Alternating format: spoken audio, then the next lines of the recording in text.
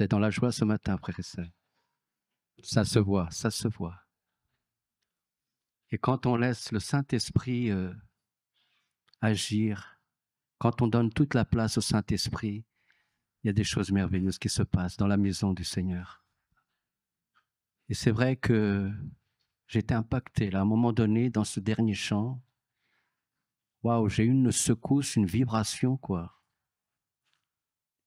Quand notre sœur Virginie, elle a explosé en langue, là. Oh, cette onction, elle est venue sur moi. J'ai tremblé, quoi. J'ai tremblé vraiment. Sois bénie, ma sœur. Waouh. J'aime quand le Saint-Esprit nous fait ces surprises. Oh, alléluia. Merci, Seigneur. Alors, je vais partager de ce que le Seigneur a mis dans mon cœur pour l'Église ce matin. Je ne connais pas vos cœurs, je ne sais pas ce que vous avez besoin. Peut-être que tu cherches quelque chose ce matin. Ou peut-être que ça fait des moments que tu cherches quelque chose pour ta vie. Tu es au bon endroit. Tu es au bon endroit. Alléluia. Gloire à l'Éternel.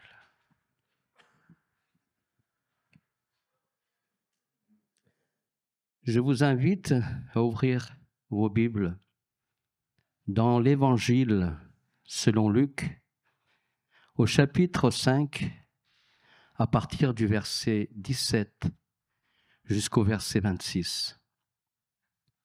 Alléluia. Amen. La parole de Dieu nous dit ceci. Un jour, Jésus enseignait, des pharisiens et des docteurs de la loi étaient là assis, venus de tous les villages de la Galilée, de la Judée et de Jérusalem. Et la puissance du Seigneur se manifestait par des guérisons.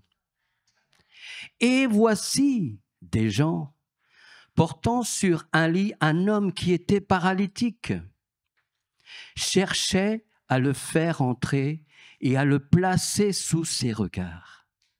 Comme ils ne savaient par où l'introduire à cause de la foule, ils montèrent sur le toit et ils descendirent par une ouverture avec son lit au milieu de l'assemblée devant Jésus. Voyant leur foi, Jésus dit, « Homme, tes péchés te sont pardonnés. » Les scribes et les pharisiens se mirent à raisonner et à dire, « Qui est celui qui profère des blasphèmes? Qui peut pardonner les péchés si ce n'est Dieu seul ?» Jésus, connaissant leurs pensées, prit la parole et leur dit, « Quelle pensée avez-vous dans vos cœurs? Lequel est le plus aisé de dire, tes péchés te sont pardonnés, ou de dire, lève-toi et marche.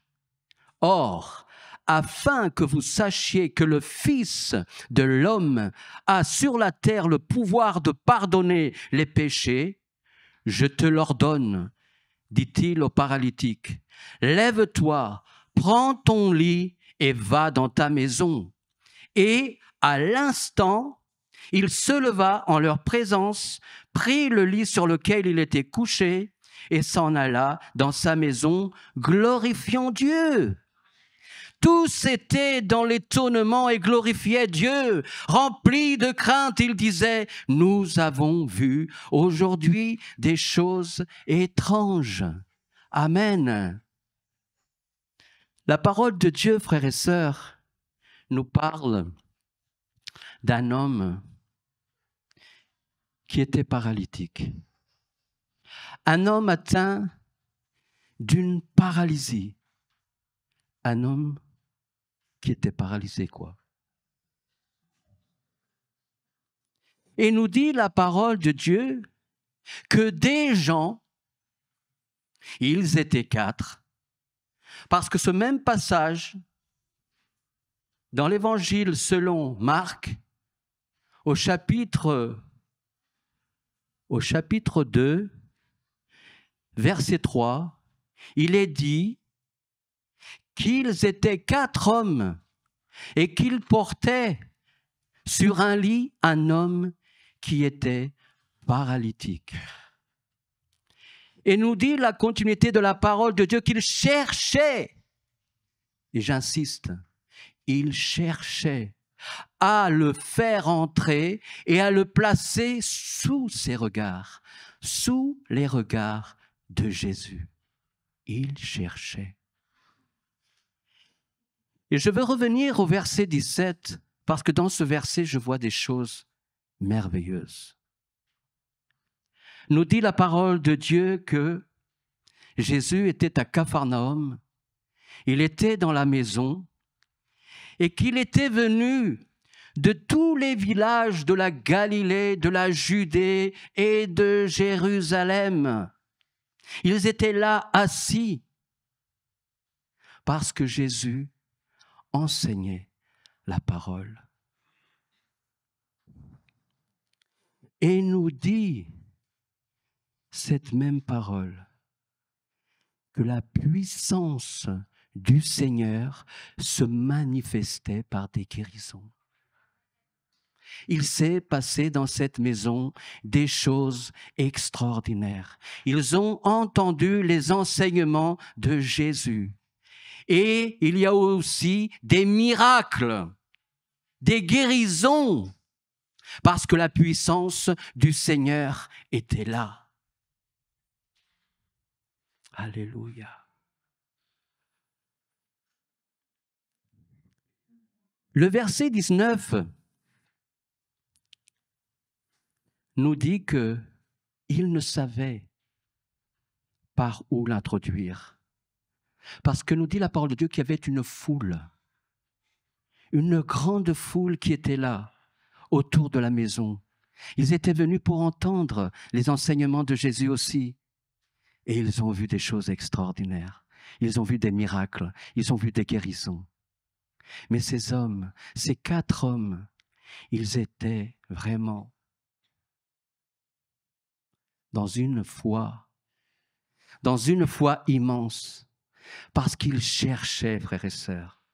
Et la Bible nous dit en Matthieu, chapitre 7, verset 8, que celui qui cherche trouve. Amen. Il n'est pas dit que peut-être ce que tu cherches, peut-être que tu vas trouver. Non, la parole de Dieu, elle est directe. Si tu cherches, tu vas trouver. Celui qui cherche vraiment du fond de son cœur, forcément, il va trouver. Amen. Rappelez-vous, frères et sœurs, ce merveilleux passage de Zachée. Nous connaissons toute cette histoire. Zachée était un collecteur d'impôts. Et nous dit la parole de Dieu qu'il cherchait à voir qui était Jésus. Il avait dans son cœur cette envie. Il cherchait à voir qui était Jésus. Et il n'a rien lâché. Parce que quand tu cherches, il ne faut pas lâcher, frères et sœurs. Quand tu cherches quelque chose, il ne faut pas lâcher.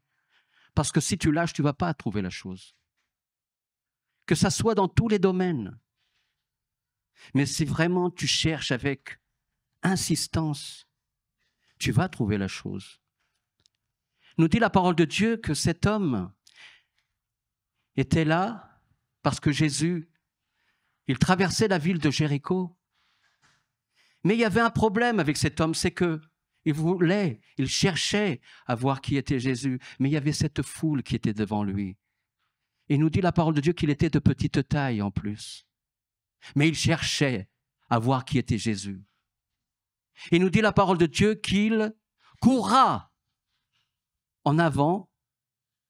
Et à un moment donné, il trouve un arbre, un figuier.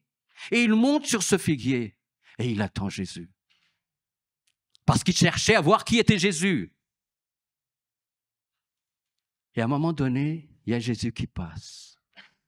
Et Jésus, quand il passe devant ce figuier, il regarde comme ça. Il fixe les yeux sur Zachée et il l'appelle par son nom. Il connaît son nom. Zachée, il connaît ton nom, frères et sœurs. Le Seigneur connaît vos noms. Amen.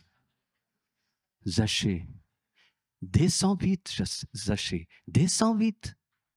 Parce qu'aujourd'hui, il faut que je demeure dans ta maison.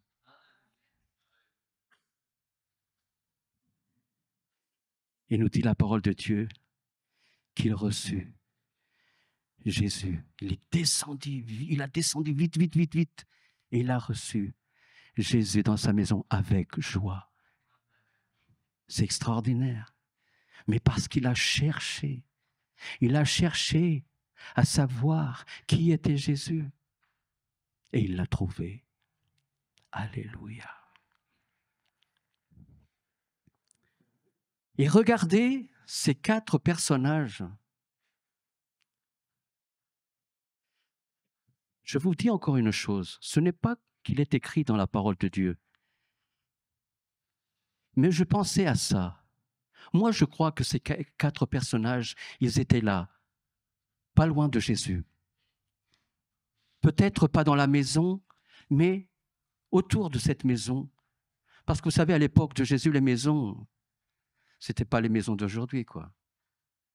Toutes les maisons qui sont bien isolées, double vitrage et tout.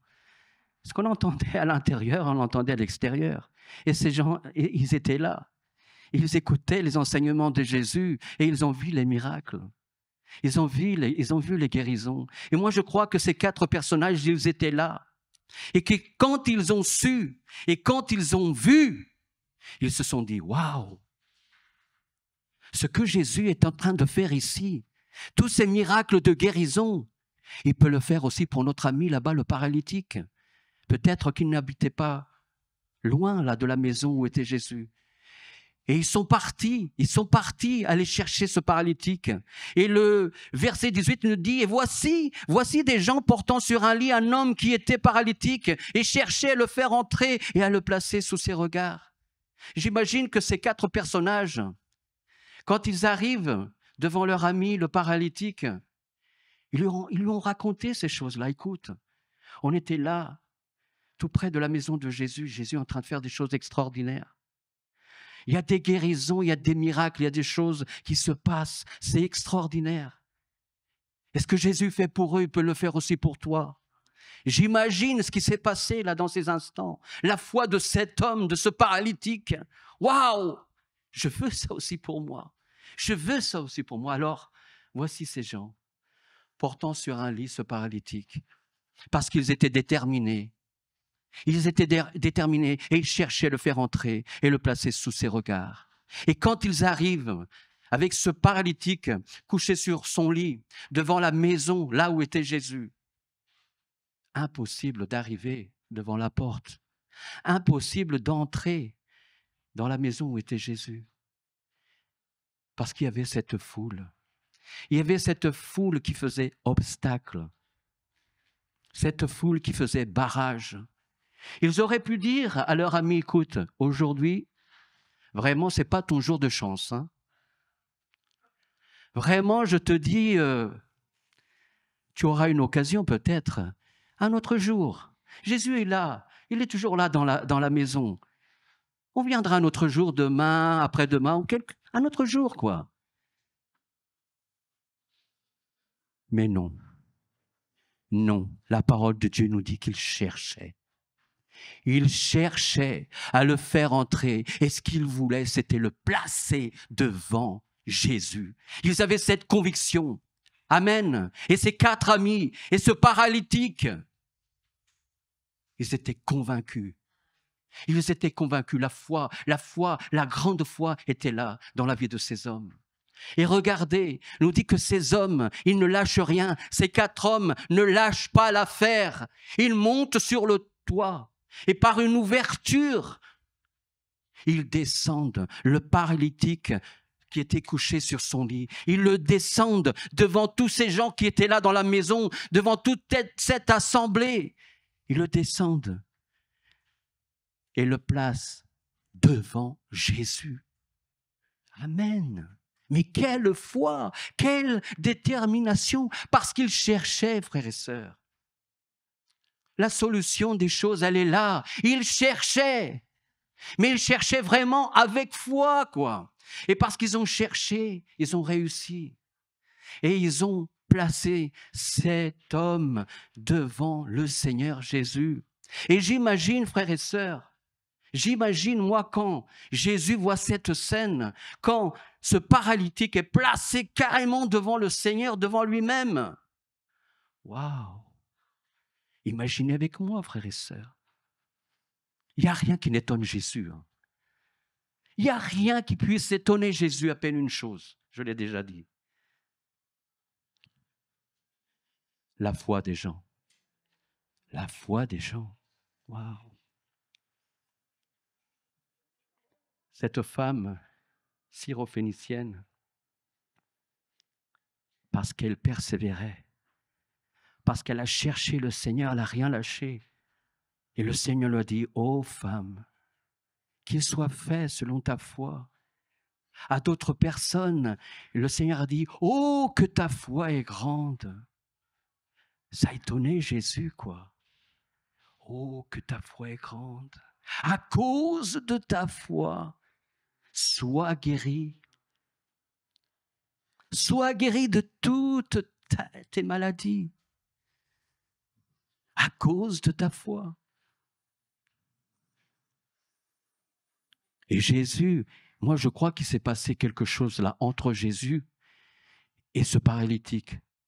Il n'est pas tout simplement descendu là devant le Seigneur Jésus et le Seigneur Jésus lui dit « Écoute, tes péchés te sont pardonnés. » Non, il s'est passé quelque chose de très intéressant. Quand Jésus dit, en regardant leur foi, il se tourne vers le paralytique et lui dit « Tes péchés te sont pardonnés. Homme, tes péchés te sont pardonnés. » Moi, je crois qu'il y a eu une conversation entre Jésus et cet homme. Je crois que cet homme a été touché profondément dans son cœur par les paroles de Jésus. Et je crois qu'il y a eu une repentance dans son cœur, une repentance de ses péchés dans son cœur pour que le Seigneur lui dise « Tes péchés te sont pardonnés. » Parce que nos péchés nous sont pardonnés quand nous nous repentons, quand nous demandons pardon au Seigneur. Et pour moi, c'est ce qu'il s'est passé. Alors, frères et sœurs, au verset 21, les scribes et les pharisiens qui étaient là se mirent à raisonner, nous dit la parole de Dieu, et non pas seulement à raisonner, mais à dire même, qui est celui-ci, en parlant de Jésus, qui est celui-ci qui profère des blasphèmes? Qui peut pardonner les péchés si ce n'est Dieu seul? Frères et sœurs, ils avaient raison. Ils avaient raison. Parce qu'ils disaient que, à peine, Dieu peut pardonner les péchés, c'est vrai. À peine Dieu peut pardonner les péchés. Sauf, il faut savoir aussi que Jésus est Dieu. Amen. Et le problème était là. Le problème était là.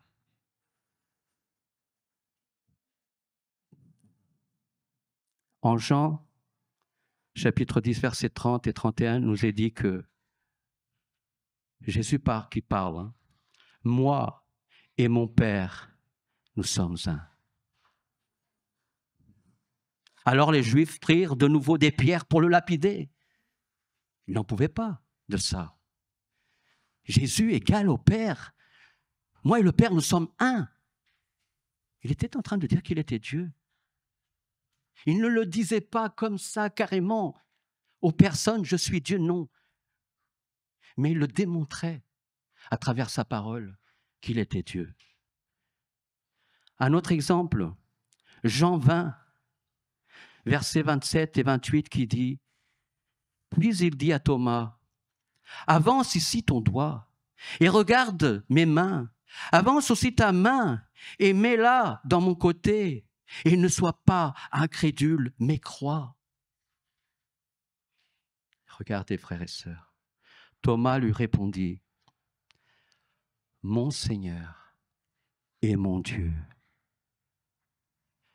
Thomas dit au Seigneur qu'il est son Seigneur. Tu es mon Seigneur, mais aussi tu es mon Dieu. Amen. Il y a un autre exemple en Jean 1, verset 1. Au commencement était la parole. Qui est la parole? C'est Jésus, la parole de Dieu. Au commencement était la parole. Et la parole était avec Dieu. Et la parole était Dieu. Amen. Oh, gloire à l'Éternel.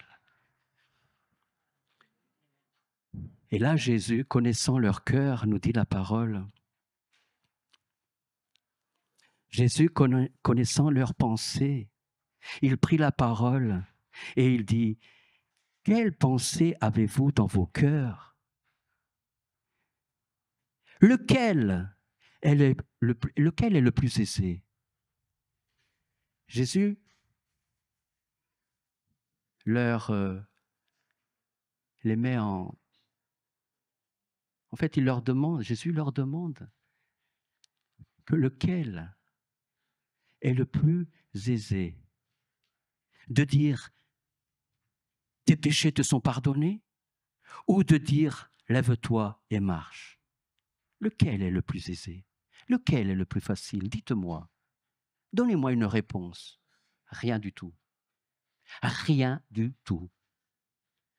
Et Jésus reprend la parole au verset 24. « Or, afin que vous sachiez que le Fils de l'homme sur la terre a le pouvoir de pardonner les péchés, il dit au paralytique, « Je te l'ordonne, lève-toi, prends ton lit et va dans ta maison. » Et à l'instant, frères et sœurs, à l'instant, il se leva en leur présence, prit le lit sur lequel il était couché et s'en alla dans sa maison et il glorifiait Dieu. Alléluia, alléluia. Moi, je vois ici, frères et sœurs, quelque chose d'extraordinaire. Il y a 2 miracles ici. Il y a 2 miracles. Il y a un miracle invisible. Un miracle que personne ne peut voir.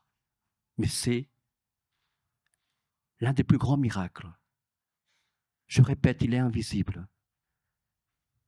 Parce qu'il se passe dans le cœur de l'homme. Et l'autre miracle, c'est un miracle physique. Un miracle que tout le monde peut voir. C'est la guérison. Comme tous les gens ici ont vu, et ils glorifiaient Dieu. Ils étaient tous dans l'étonnement, remplis de crainte. Nous avons vu aujourd'hui des choses étranges. Ça, c'est le miracle de la guérison, un miracle visible, physique. Et comprenez, frères et sœurs, pour qu'ils puissent comprendre ce qu'ils ne pouvaient pas comprendre, ou plutôt ce qu'ils ne voulaient pas comprendre. Alors Jésus opère un miracle physique visible pour démontrer, en fait, le miracle invisible, le miracle spirituel qui est le pardon des péchés. Et ça se trouve dans le cœur, dans les profondeurs de cœur de l'homme. Amen. Vous avez compris, frères et sœurs. Afin que vous sachiez que le Fils de l'homme a le pouvoir de pardonner les péchés, bah tiens, toi, lève-toi, prends ton lit et va dans ta maison. J'imagine l'étonnement de ces gens. J'imagine les scribes, les pharisiens qui étaient là. Waouh! Alléluia. Tous étaient dans l'étonnement. Tous étaient dans l'étonnement et glorifiaient Dieu, remplis de crainte.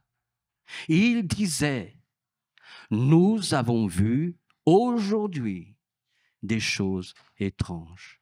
Tous, même ces pharisiens, ces docteurs de la loi, ces scribes, peut-être qu'ils ne l'ont pas dit, mais ils l'ont pensé, quoi.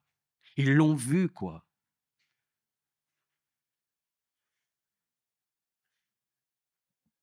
Vous savez, frères et sœurs, au départ, c'est le lit qui porte le malade. Il est couché sur ce lit. Au départ, c'est le lit qui porte le malade. Et à la fin, ce n'est plus le malade, mais l'homme complètement guéri qui porte le lit. Amen. Amen. Gloire à l'Éternel. Nous avons vu aujourd'hui des choses étranges. Et ça, vous savez, frères et sœurs, il s'est passé ça. J'en ai même la chair de poule. Il s'est passé ça parce que ces 4 personnages, 4, c'était pas un. Un qui, bon, a donné un coup de main, et voilà, et puis, ils étaient 4. Il fallait qu'ils soient de commun accord. Il fallait qu'ils soient vraiment des amis de ce paralytique. Pour ensemble avoir voilà, cette envie de vraiment le chercher, à le faire entrer dans la maison où était le Seigneur, et le placer sous ses regards. C'est ça, frères et sœurs, qui a tout bouleversé. C'est cette détermination. Et moi, cette détermination, je l'appelle la foi. La foi. Parce qu'ils ont cherché. Je ne sais pas, frères et sœurs, ce que tu es venu ce matin chercher de la part du Seigneur. Peut-être que ça fait un moment que tu cherches quelque chose. Je ne sais pas ce que tu cherches. Ça fait un bon moment que tu cherches, que tu cherches, que tu cherches. Peut-être une guérison. Peut-être que tu cherches une délivrance. Peut-être que tu cherches à connaître le Seigneur. Comme cet homme Zachée, il voulait vraiment savoir qui était Jésus. Et parce qu'il était déterminé, parce qu'il cherchait, non pas seulement il l'a vu, mais comme il l'a reçu dans son cœur. Peut-être que tu es venu ce matin aussi, parce que ça fait un moment que tu cherches le Seigneur. Et je te dis, tu es venu au bon endroit. Tu es venu au bon endroit. Et peut-être que cette parole, elle a boosté ton cœur ce matin. Peut-être que cette parole, non pas les paroles de Carlos, non, mais la parole de Dieu, peut-être qu'elle a touché ton cœur à un moment donné. Peut-être qu'il y a quelque chose qui se passe en ce moment dans ton cœur, quelque chose qui te dit « Waouh, j'ai trouvé, je ne m'attendais pas à cela, mais waouh, comme le Seigneur connaît toutes choses. » Le Seigneur, il connaissait les raisonnements de ces gens-là. Même leurs pensées, nous dit la parole de Dieu. Et il leur a dit, pourquoi raisonnez-vous? Pourquoi avez-vous de mauvaises pensées? Dieu connaît tes pensées. Alors, si parmi nous ce matin, ça fait un bon moment que tu cherches quelque chose, je ne sais pas ce que tu cherches, mais le Seigneur, il le sait. Ben, je veux prier pour toi ce matin. Je t'invite à venir pour recevoir ce que tu cherches.